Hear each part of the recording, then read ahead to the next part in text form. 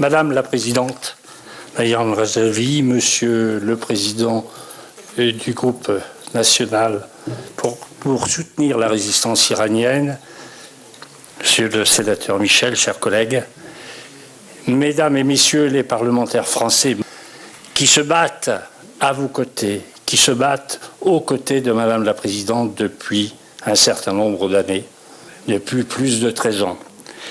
Je voudrais dire combien nous avons été heureux d'apprendre la décision qui vous a lavé de toute accusation injustifiable et injustifiée. Nous en sommes heureux parce que c'est le résultat d'un combat commun, d'un combat que vous avez su mener avec une force insoupçonnée et insoupçonnable. Et vous continuez à porter votre combat, qui est aussi notre combat, et nous vous accompagnerons jusqu'à la victoire. Bien sûr, on a parlé des actes ignominieux qui se déroulent à l'heure actuelle à Téhéran. Ces attaques contre deux jeunes femmes, ces attaques contre l'humanité, contre l'humain en général, qui ne font que reproduire des attaques précédentes. Et je voudrais aussi, moi, rappeler qu'il y a parmi tous ces gens qui ont lutté, des gens qui sont encore emprisonnés, qui ont été déplacés contre leur gré et qui sont emprisonnés dans un camp qui s'appelle Liberty.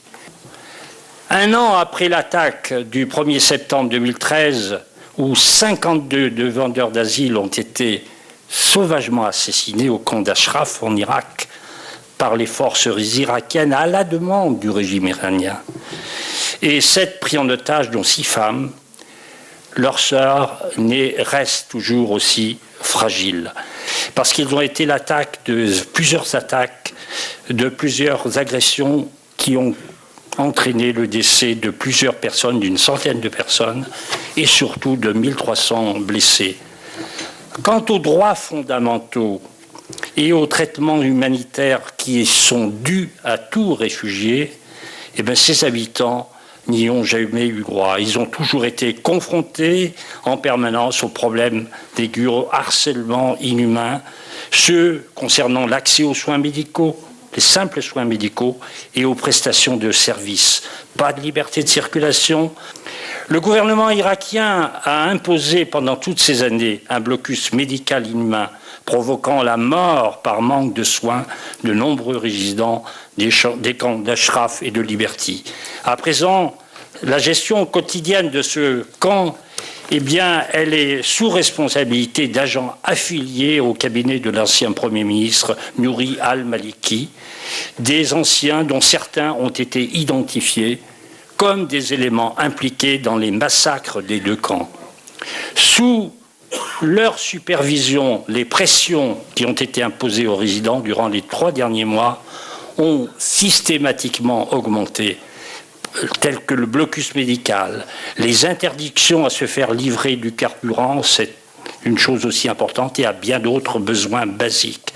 De même, les mesures répressives se sont aggravées. Notre comité parlementaire exhorte le nouveau gouvernement irakien de M. al-Abadi de respecter ses obligations dans le cadre du droit international et d'honorer les simples droits fondamentaux des réfugiés du camp Liberty. Nous demandons également aux Nations Unies et au gouvernement américain de garantir ces droits, notamment pour prévenir toute agression nouvelle contre le camp Liberty, annuler toutes les restrictions sur les mesures de soi-disant protection du camp, inviter les Nations Unies à installer des observateurs permanents ainsi qu'une force de protection de casques bleus autour du camp et d'assurer la sécurité des réfugiés. Mettre fin à toutes les restrictions imposées aux résidences, les services médicaux, médicaments, l'utilisation aussi si besoin des hôpitaux, de même à fournir des traitements contre les maladies graves, eh bien tout ça a toujours été refusé, il faut pouvoir l'autoriser. Permettre la fourniture aussi de carburant et une certaine logistique, et enfin de reconnaître le droit à la libre circulation des résidents. Il faut aussi faire en sorte que soient retirés de la gestion du camp tous les agents reconnus pour avoir participé aux assassinats et à la répression des résidents lors des massacres. Permettre sans restriction les enquêtes indépendantes menées par les Nations Unies sur les massacres du 1er septembre 2013. C'est ce pourquoi, c'est pour toutes ces raisons que nous combattrons constamment à vos côtés, Madame la Présidente Radjavi, jusqu'à notre victoire, qui sera votre victoire, celle de la résistance iranienne, celle des Iraniens dans leur liberté et leur identité et le respect de leurs droits de simples humains. Je vous remercie.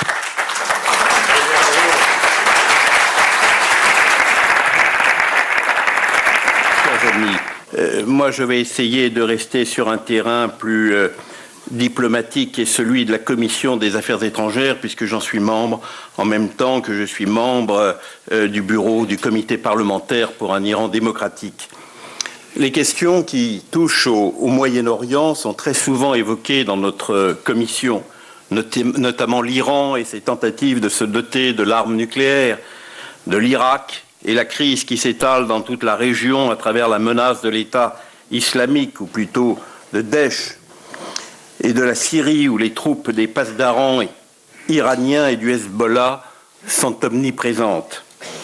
Pour ne rester qu'à la question iranienne, je constate que sur tous ces sujets, on s'abstient de se référer à une source importante que constitue le CNRI de Madame Radjavi, alors que nous savons que ce mouvement a été à l'origine de révélations importantes, autant sur les sites nucléaires clandestins en Iran que sur les ingérences de ce régime en Irak et en Syrie, et sur ce que l'on peut appeler l'exportation du terrorisme et de l'intégrisme islamique dans le monde.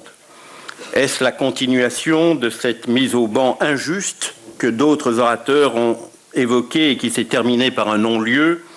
Est-ce encore un gage à Téhéran pour ne pas provoquer les mollahs au pouvoir?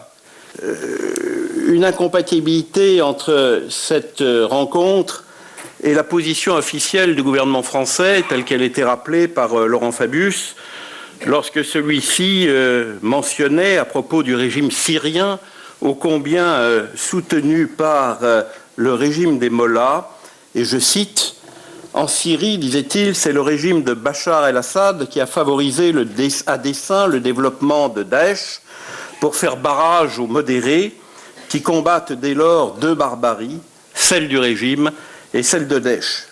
La Syrie n'a pas à choisir entre ces deux barbaries. Les crimes odieux de Daesh ne doivent pas faire oublier que le régime syrien, qui continue chaque jour de bombarder les populations civiles, est le principal responsable de la tragédie actuelle qui a fait 200 000 morts. À ce titre, il alimente l'extrémisme et le rejet de son propre peuple et ne peut en aucun cas représenter la Syrie de demain. Mais je pense en tout cas que notre commission serait bien inspirée si elle voulait connaître la vérité sur la situation en Iran, sur la situation à Téhéran, telle que nous la voyons au travers des documentaires qui viennent de nous être présentés, eh bien, d'inviter la représentante du CNRI, qui représente à nos yeux la seule alternative démocratique possible à la théocratie despotique au pouvoir en Iran, mais aussi une réponse adéquate à l'extrémisme islamiste qui prospère au Moyen-Orient. Je vous remercie de votre attention.